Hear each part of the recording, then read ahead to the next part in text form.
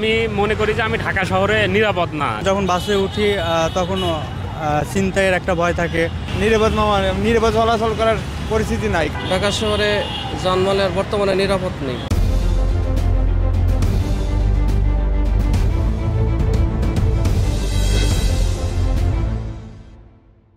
না, আমি মনে করি যে আমি ঢাকা শহরে নিরাপদ না, কারণ রাস্তাঘাটে গত 2 দিন হলে দেখতেছি যে বাসে হুটহাট কে বা কারা আগুন দিচ্ছে, হুটহাট ককটেল বিস্ফোরণ হচ্ছে। তো আমি এজন্য মনে করি যে না, আমি ঢাকা শহরে নিরাপদ না। না, আসলে আমি নিরাপদ বোধ মনে করি না। কারণ হচ্ছে যে আমরা যখন রাস্তায় চলাচল করি বা কোথাও যাওয়ার জন্য আমরা বের হই, বাসে আমাদের যাইতে হয় সাধারণ পাবলিকের। তো তখন যখন বাসে উঠি তখন ছিনতাইয়ের একটা ভয় থাকে। আবার হচ্ছে রাস্তায় যখন চলাচল করতে যাই তখন হচ্ছে যে কখন কোন দল মিছিল নিয়ে আসতেছে, মানে সব কিছু মিলে আমার কাছে মনে হয় যে না, আমরা নিরাপদ না আসলে। ঢাকা শহরে মানে অনেক যানজট, ইভেন হচ্ছে মূলত ছিনতাইয়ের ব্যাপারটা আর কি আমার কাছে বেশি মনে হয় যে সমস্যা আর কি।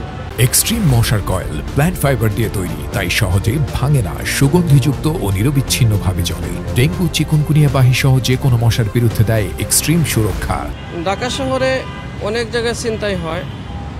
ঢাকা শহরে যানবাহনের বর্তমানে নিরাপদ নেই। মানুষ এখন গড়তে বাইর হইলে ভয় পায়।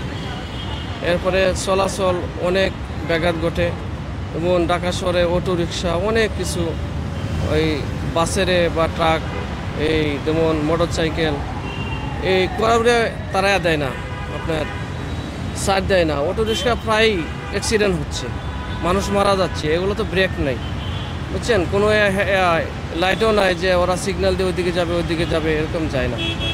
এই জন্যে খুবই ঢাকা শহরে অসুবিধা হচ্ছে। তাদেরকে যদি একটা নির্দিষ্ট রাস্তা করে দিত অটো রিক্সা চলাচলের জন্য, তাহলে খুবই ভালো হতো। মেন রুটে যেমন ভিআইপি রাস্তাও অটো রিক্সা ঢুকে যায়, এই জন্য অনেক অ্যাক্সিডেন্ট ঘটতেছে। নিরাপদ আপাতত আমি মনে করি না, শুধুমাত্র রিক্সার জন্য, টেসলার যেগুলো ইঞ্জিন চালিত, এই রিক্সার জন্য আমরা এখন খুবই বিপদ আছি।